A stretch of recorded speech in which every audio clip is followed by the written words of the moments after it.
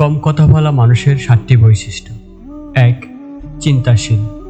তারা অনেক ভাবেন এবং যে কোনো বিষয়ে সিদ্ধান্ত নেওয়ার আগে ভেবে দেখেন, ফলে তাদের কথাগুলো হয় বেশ অর্থবহ এবং গভীর। 2. ভালো শ্রোতা। কম কথা বলার পাশাপাশি তারা মনোযোগ দিয়ে অন্যের কথা শোনেন, যা তাদেরকে আরও ভালো শ্রোতায় পরিণত করে।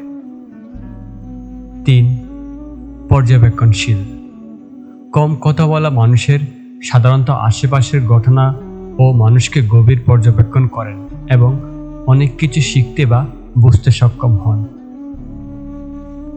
4. ধৈর্যশীল।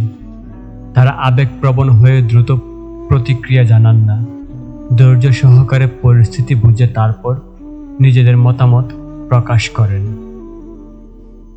5. আত্মনির্ভরশীল। এরা নিজের উপর নির্ভরশীল এবং অন্যের সাহায্য ছাড়াই অনেক কাজ করতে স্বাচ্ছন্দ্য বোধ করেন। 6. রহস্যময়। তাদের কম কথা বলার কারণে আশেপাশের মানুষ তাদের নিয়ে আগ্রহী থাকে এবং তাদের মধ্যে একটি রহস্যের আবরণ থাকে। 7. বিশ্বাসযোগ্য ও আন্তরিক। তারা সাধারণত কম মানুষকে কাছে টানেন, কিন্তু যাদের কাছে টানেন তাদের সঙ্গে গভীর, আন্তরিক এবং বিশ্বস্ত সম্পর্ক বজায় রাখেন।